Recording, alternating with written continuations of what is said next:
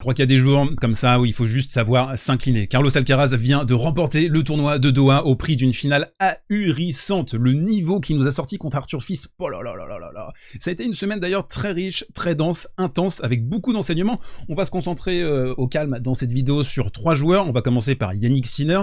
Élimination très commentée, j'ai vu pas mal de panique et j'ai vu pas mal d'inquiétude. On va voir exactement ce qui s'est passé. On va parler aussi du retour prometteur d'Arthur Fils. J'ai trouvé sa semaine excellente, mis à part évidemment cette finale où c'était un niveau beaucoup trop élevé face à lui, et justement Carlos Alcaraz, le patron incontesté du circuit actuellement. Cette vidéo est propulsée par les Winami de Winamax. Vous avez toujours l'éternel lien dans la description, jusqu'à 100 € remboursés sur votre premier pari en cash. Puis vous avez aussi une offre sympa, c'est pour 1 € mis sur un compte Winamax. Vous avez tous les matchs offerts en streaming, par exemple ce soir là, le Koboli Korda qui va commencer d'ici quelques instants, qui a peut-être déjà commencé pour vous, et dans la nuit le Tommy Paul face à Lerner Tien.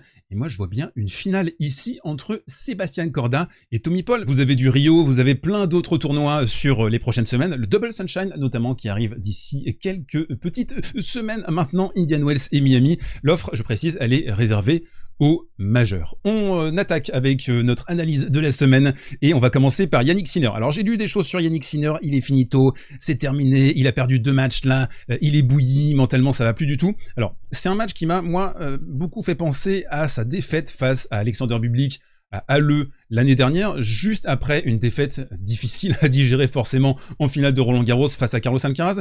Ce qu'il faut préciser sur cette rencontre, et c'est très important de le faire je pense, c'est que j'estime que Jakub Mensik a surperformé, et notamment au niveau de son service. Dans le premier set, il est à 83% de première balle, donc on a eu un Jannik Sinner qui a eu quasiment aucune opportunité, aucune chance de faire quoi que ce soit, sauf ici. Là, sur cette séquence, on est sur le 3e jeu de ce premier set, 4 balles de break pour Jannik Sinner, et en fait il va se prendre des plombs de la part de Mensik, qui va être en plus ultra tranchant, entreprenant sur ses +1. Ici notamment il nous sort une petite amortie de revers délicieuse, donc 83% de première balle au premier set, et 73% au 3e set. Il y a une stat aussi à garder en tête pour vous, c'est qu'en carrière, Mensik, il est à 59% de première. Donc d'un côté, je trouve qu'on a un Mensik qui a surperformé selon ses canons habituels, et notamment derrière sa première balle. Avec sa première balle, il a aussi pris beaucoup de risques derrière sa seconde, et quand on regarde le premier set et le 3e set, il est à 6 sur 13 au niveau de sa deuxième balle, alors que dans le 2e set, il est à 3 sur 12, et je pense que le 2e set, il est un peu plus révélateur de son niveau global. Et puis aussi, il faut parler de Jannik Sinner, qui je trouve, c'est un peu précipité, à appuyer sur la gâchette parfois avec pas beaucoup de précision, et on sent le gars qui manque de confiance. On l'a vu tenter des coups bizarroïdes, notamment ici, on a un rallye qui est très important, on est à 4-3, et on sent que Sinner là, il est dans son schéma habituel, c'est lui qui fait courir Mensik, qui d'ailleurs va réussir à tenir de manière étonnante avec son coup droit, et là dans cette position, tu ne peux pas faire une amortie alors que t'es à 1,50 m de la ligne de fond, t'es pas dans la bonne position. C'est un coup qui montre que Sinner est un petit peu sans solution. Et pas mal de ses choix tactiques, stratégiques, je trouve, ont pas été payants. Alors il y a eu un déficit d'exécution.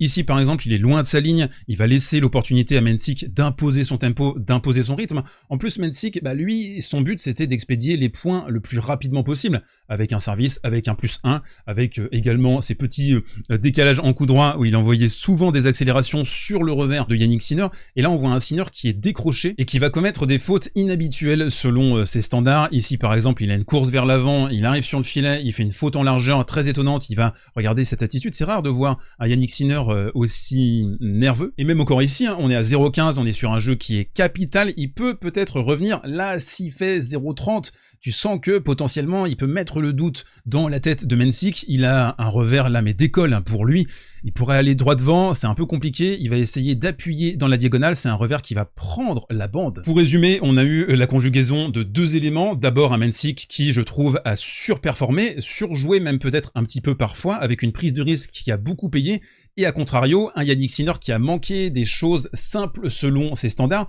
on sent qu'il manque un tout petit peu de confiance. D'ailleurs, il l'a concédé ensuite en interview après la rencontre, il a dit « Ouais, là, je suis sur une petite période difficile, ça peut arriver à tout le monde, et moi je doute pas que ce joueur-là va réussir à se relever. » Mais ouais, franchement, calma sur cette défaite, même si Yannick Sinner ne nous a pas habitués à perdre sur un autre joueur que Carlos Alcaraz, oui, c'est une défaite par rapport à ces 2 dernières saisons, qui est étonnante, mais en même temps, les 2 dernières saisons, les standards qu'il a affichés, Yannick Sinner, c'est tout simplement énorme, c'est prodigieux. Donc je pense qu'il faut pas non plus tirer des conclusions hâtives par rapport à cette défaite-là. Évidemment, c'était pas un Sinner au meilleur de sa forme, il est en petit manque de confiance, et ça montre aussi à quel point, le reste du temps, Sinner, il arrive à remporter pas mal de matchs au final, en n'étant pas toujours souverain, et ça c'est la nature des grands champions, et j'ai aucun doute sur le fait que Yannick Sinner revienne très vite à son meilleur niveau. On enchaîne sur la semaine d'Arthur Fils, une semaine ultra positive, malgré cette défaite difficile, compliquée en finale là contre Carlos Alcaraz, mais avant ça, je trouve qu'il a montré beaucoup de choses sur cette semaine à Doha. C'était simplement son 3e tournoi de reprise, après une interruption de quasiment 8 mois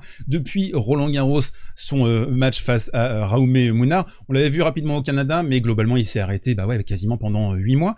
Et pour lui, il y a 2 choses, je trouve, qui ont très bien évolué. Alors d'abord, c'est la qualité de retour, avec une justesse sur la sélection de ses coups. Alors par exemple, sur la première balle de Lehecka, on l'a vu beaucoup bloquer, essayer de relancer au maximum. Et d'ailleurs, Lehecka, il est simplement à 51% derrière sa première balle. Et puis on a aussi vu Arthur sur la 2e balle prendre un peu plus sa chance, être agressif, toucher très souvent ce petit rectangle magique. Et on le sait pertinemment, le secteur du retour, c'est là où Arthur doit impérativement progresser. C'est le petit péché mignon depuis le début de sa carrière. Et puis un autre secteur, c'est le jour et la nuit par rapport à son avant-blessure. Ce sont les déplacements, les transitions, la qualité défensive. Au niveau de son revers aussi, il arrive à tenir beaucoup plus les échanges, à faire forcer ses adversaires. On l'a vu contre Lehecka, on l'a vu contre Mensik également. Arthur, il a perdu 6 kilos pendant cette longue coupure, et ça se voit véritablement sur le court. Un autre point qui se voit pour Arthur, et je trouve que c'est super encourageant vraiment ce qu'il a montré. Alors oui, on reste sur une sensation un peu bizarre, un peu étonnante après cette finale là où il s'est fait découper en dos par Carlos Alcaraz. Je trouve que Arthur, il pouvait avoir tendance dans le passé à mettre des brins un peu pour mettre des brins sans trop réfléchir. Là, je trouve qu'il a peut-être réduit un tout petit peu la puissance, même si elle est toujours là, elle est toujours vive, et notamment avec son coup droit, mais il a un peu plus tendance à jouer les zones, les bons coups. Ici, par exemple, on est sur un contre-pied qui est excellemment bien exécuté, et surtout, il est désormais cornaqué par Goran Ivanisevic himself. Et oui, après 2 expériences très compliquées pour Goran, d'abord avec Rybakina, et puis l'ombre de Vukov, qui plane toujours au-dessus de Rybakina, puis ensuite il était parti sur Stefanos Tsitsipas, sauf que le Papounet a été dans les parages. Ça a duré un tournoi cette histoire, et je trouve que c'est un vrai signe d'ambition d'aller prendre un mec comme Goran, parce que oui, quand tu penses à Goran, tu penses service, mais pas que. Je pense qu'il en a vu beaucoup avec Novak Djokovic. Il peut donner cette expérience, ce côté tactique aussi. Là par exemple, j'ai bien aimé cette séquence d'Arthur qui va monter à contre-temps. On l'a vu souvent se propulser, bien lire les situations, et carrément cuire à l'étouffer Mensik dans sa demi-finale avec un super 2e set, parce qu'il break d'abord, il se fait débriquer, et je trouve qu'il arrive à mettre les écoutilles, à rester focus, rester concentré bien dans son affaire, et à réussir à boucler ça en 2. Franchement, c'était un match hyper impressionnant de sa part. Sauf que notre Arthur Fils national est tombé face à un os, et cet os, il s'appelle Carlos Alcaraz. Oh là là là, le niveau de la finale. Et pourtant, Carlitos, il a souffert cette semaine. On a vu son match contre Rublev, très décousu, très sinusoïdal, aussi contre Karen Khachanov qui pendant 1h30 l'a fait souffrir complètement. Et d'ailleurs, je voulais vous montrer cette petite photo parce que regardez, on a Samu Lopez, on a Molina l'agent, on a le frangin Alvaro, et en fait on se rend compte que l'année dernière, il n'y avait pas Juan Carlos Ferrero. Là, il n'y a pas de petit tournoi, il n'y a pas « Ok, ouais, c'était sur un 500, on va avec une team à moitié ». Non, on va avec toute la team, on traite tous les tournois comme s'ils étaient les plus importants. Et ce quart de finale, j'ai trouvé, il était tellement important, tellement riche en enseignements, parce que Karen Khachanov, il nous sort à partir de 4 partout jusqu'à la fin de la première manche, un niveau, les amis, aïe aïe aïe aïe aïe aïe, c'était juste dingue. Un tie-break complètement fou de sa part, mais au moment où il a un tout petit peu flanché, et c'est là où je trouve que Carlos Alcaraz a vraiment fait des progrès par rapport à ne serait-ce qu'il y a un an, c'est qu'il reste dans son affaire. il sait que ça va flancher, ça va un tout petit peu baisser à un moment donné. Là, on est à 1h30 de jeu et il va être capable de saisir l'opportunité. Pour faire un point un peu plus détaillé sur la finale qu'on vient de vivre il y a quelques minutes, déjà il y a un truc à dire, c'est au niveau de la défense côté droit, au niveau de son coup droit. Qu'est-ce qu'il arrive à faire, Carlos Alcaraz? C'est n'importe quoi. Ici, dès le début, alors qu'on voit Arthur qui est peut-être un petit peu tendu, au niveau physique aussi, il faut se mettre dedans, ça a été un enchaînement rude, Casper Ruud sur ce tournoi de Doha, il faut jouer tous les jours avec des matchs hyper difficiles.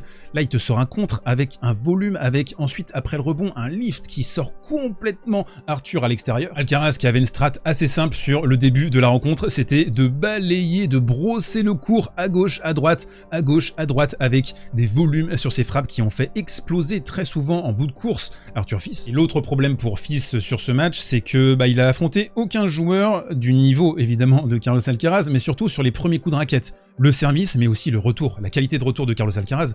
Ici, par exemple, on le voit, il est quasiment collé à la ligne, il va trouver encore sur son extérieur, côté droit, il a tellement progressé là-dessus, il va te trouver une espèce de banane flambée qui va faire exploser Fils. Et là où il est vraiment très fort, Carlos Alcaraz, c'est que c'est un joueur protéiforme. C'est un joueur offensif, c'est un des meilleurs joueurs offensifs du circuit, peut-être le meilleur, mais c'est aussi l'un des meilleurs défenseurs, peut-être le meilleur aussi dans ce secteur-là. Là, par exemple, on a une balle de double break, il va choisir sciemment de se reculer dès le début de l'échange, laisser Arthur Fils lui mettre des coups, réagir par rapport à ça, mais même dans une position à, vous le voyez, 4 mètres de la ligne de fond, il arrive à trouver des accélérations, il arrive à trouver du volume, il arrive à trouver des contres sur lesquels tu peux très difficilement te positionner, et on a vu Arthur Fils être saoulé de coups. On est au début de la deuxième manche, je vous remontre la séquence clé de cette opposition, mais aussi des progrès manifestes de Carlos Alcaraz dans la tenue du revers, dans ce coup droit en extension, au niveau de son service également, c'est un joueur qui est devenu une espèce de monstre.